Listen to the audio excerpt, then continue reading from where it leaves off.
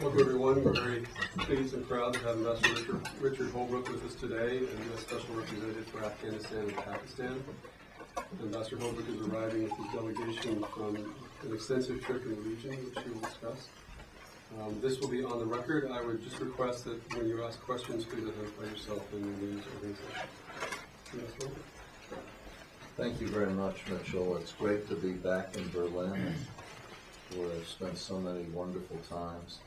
This is the end of a 10-nation, would have been 11 nations if the Turkmen government could have gotten its act together, given us a flight clearance before we were on the runway. We'd asked for it 2 weeks, and we got it as we were taking off for Astana. 10 nations in 10 days, 9 days. And the first two, I went to the Gulf first, and then to Afghanistan, Pakistan, then to 4 of the 5 Central Asian republics, and yesterday to Georgia, and then here in Berlin to consult with the German government. And those consultations we're at the middle of them. I'll go back to the Chancellor's office in a couple of hours. First of all, Afghanistan. I think that it's fair to say that the situation in Afghanistan is better today than it has been in the last year, which is not to say that it is satisfactory yet. We have a long way to go. But 2009 was a challenging year, a productive but challenging year for the international community in Afghanistan. From the day President Obama took office to November 19th of last year, exactly 10 months of his first year in office, the Afghan elections overshadowed everything else in the country. And at the same time, the president had to make some historically important decisions on troop commitments. He has said publicly that these were the most difficult decisions he made in his first year as president. When he became president, we had 31,000 troops in the country.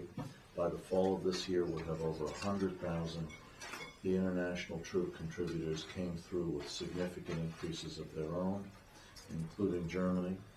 And so the result has been a tremendous increase in our commitment during a period of considerable political challenge.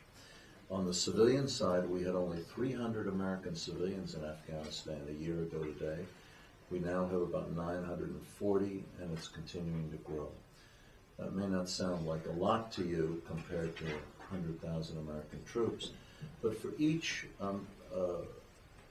international worker, American official, there are about 9 support people, local, third country, NGOs. So it's a lot of people. And Germany has also increased its activities.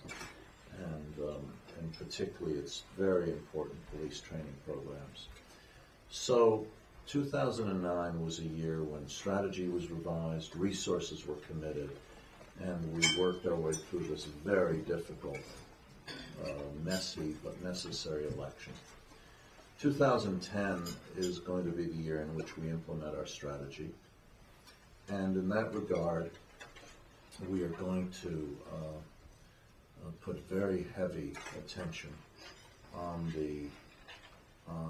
first of all, on General McChrystal's military strategy, which is being very well covered, but also the civilian efforts, which have gotten far less attention. For example, in the military campaign now going on in Helmand, in Marja, there has been a very substantial civilian component, but it's been virtually unreported. We have senior civilian standing by to go in behind the troops in fields from public administration to agriculture, to rule of law, and of course our heavy emphasis on training the police and the army. So this is going to be a major effort, which is well underway without much public attention. On the political side, we had the successful London conference, which was a proposal of Prime Minister Brown and Chancellor Merkel. And we're looking forward to a conference in Kabul later in the spring. On the political side also, we are looking for more international cohesion, and that was the purpose of my trip. I want to now mention briefly the trip with particular attention to where I was yesterday in Georgia. The Georgians have committed a battalion of troops with no national caveats, which is just finishing its training. President Saakashvili had asked me to come and review the troops, which I did yesterday. I'm told by the U.S. training advisory personnel that they're very good troops. Many of them have served in Iraq. They will be deployed probably in late March. They will go into Helmand, so they're going to go right into the battle. And we're very pleased with that. On a per capita basis, Georgia will have the largest contribution of any country in the world, until the U.S. hits about 100,000, and if you do the math, when we hit 100,000, I think we slightly edge ahead of them. But we're very grateful to the Georgians for what they're doing, especially at this time.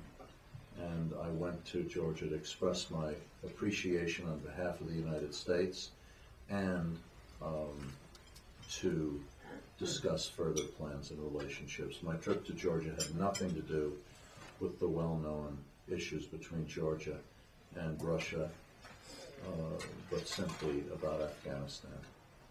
So I want to stress that issue. And with that, I'll stop and take your questions.